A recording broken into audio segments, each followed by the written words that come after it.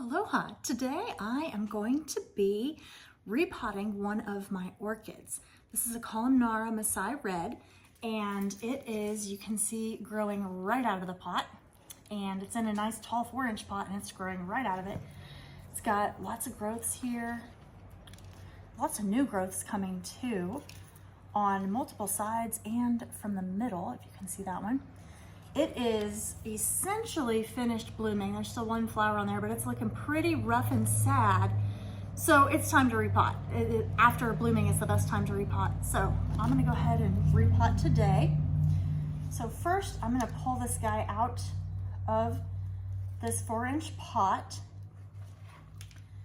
and set that aside and grab its tag out of here, which you can see there.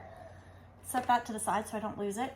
And now I like to inspect the roots. This orchid has a ton of new root growth. It was clearly growing around the bottom and that's why it was pushing itself up out of the pot.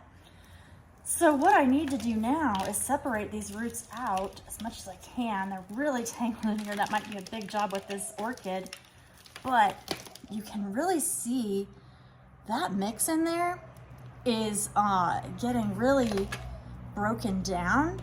So it's really time to repot this guy.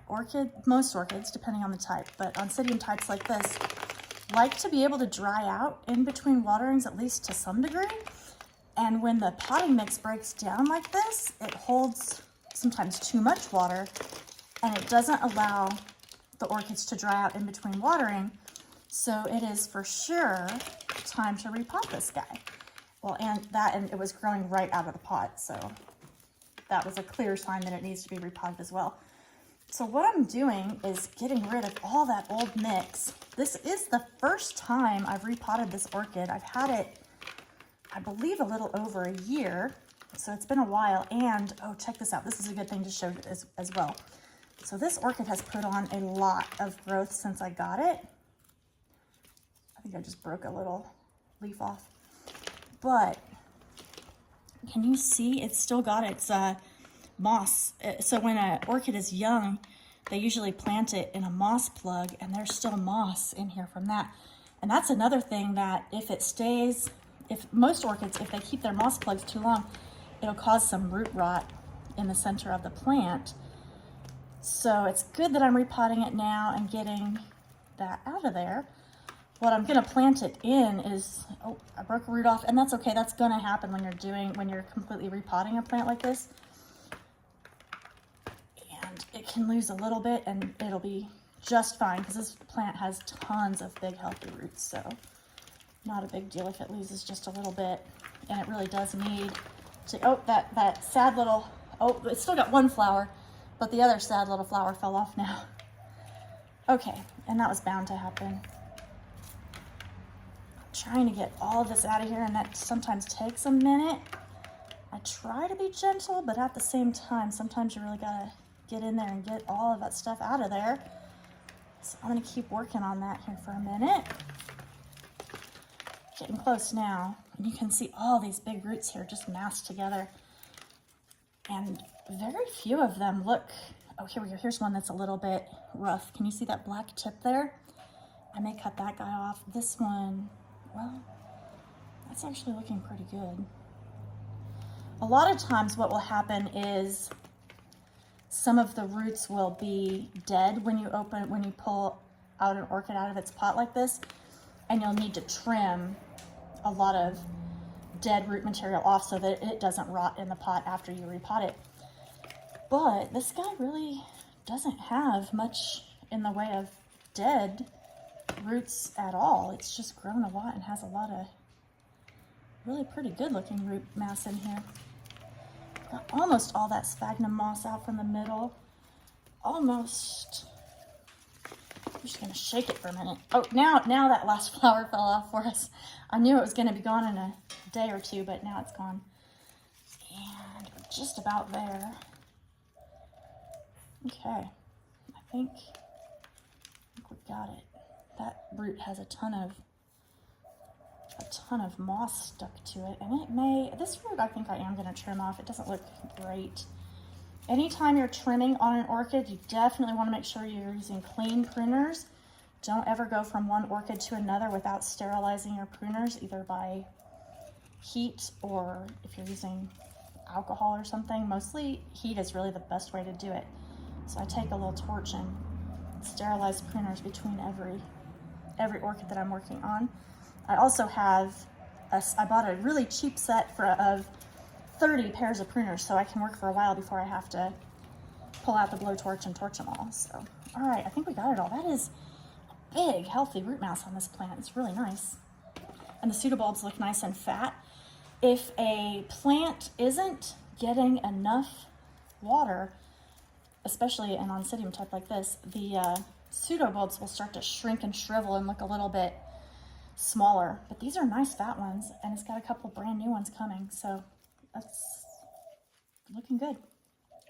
Okay, I am going to trim off that one root right here.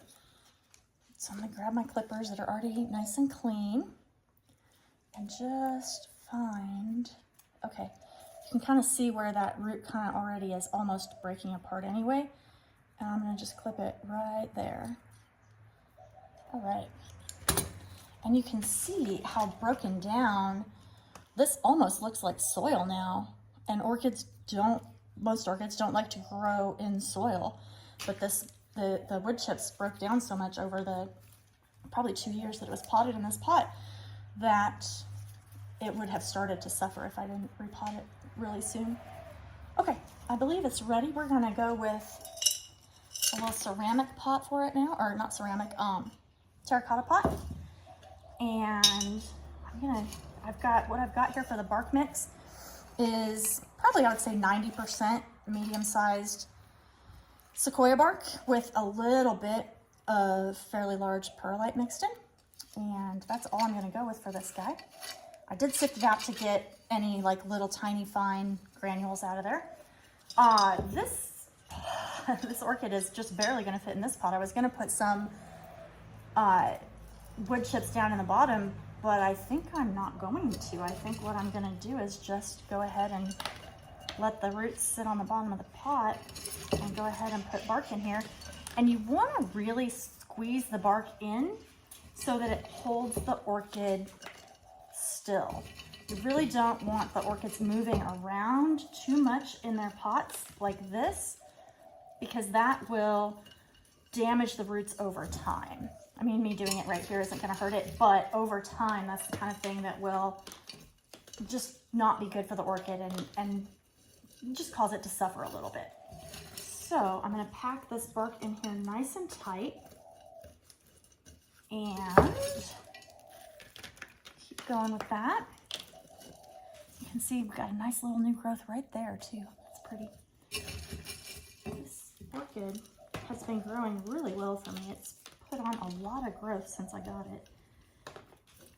So a lot of times too, once you repot an orchid, it will kind of slow down and act a little bit unhappy for a little while, and that's kind of normal. It's not something to be hugely worried about.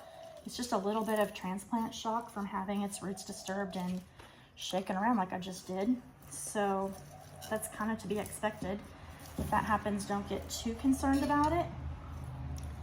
I am, once I'm done here, going to wait a couple of days before I water it just to make sure that it's not shocked too much. And then I'm going to give it a nice good drink and it'll be ready to go. And you can see it's not really moving too much in the pot now. Got it pretty well in there. And after a few weeks, it should be super tight in that pot because it'll start to grow a little bit again. And I'm also going to cut off the old inflorescence on both of these inflorescences because I don't believe that either of them is going to reflower. Sometimes on many different types of orchids they will reflower, so I don't usually like to cut off the flower spikes because sometimes they do reflower, but this one I believe won't, and especially with repotting it's going to get more stressed, and if it did reflower it might actually be hard on the plant, so I definitely want to cut that off. And then a lot of times with my Oncidiums, I don't know if you can see that very well, but I get some mealybugs and scale down in those folds where the spikes come up. So I'm gonna put some neem oil down in there and pull some of those out manually too, and just get rid of those bugs a little bit. And I don't like to mess with them too much when they're blooming, but now that it's not blooming, I can do that. And I actually have a little bit of neem oil right here, and I'm gonna spray that right down in there where the bugs were. I don't see any on this one, but I'm gonna do it anyway just to try to keep it from happening.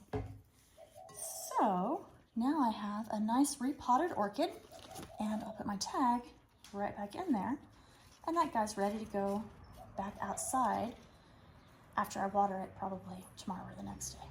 So it's looking pretty good.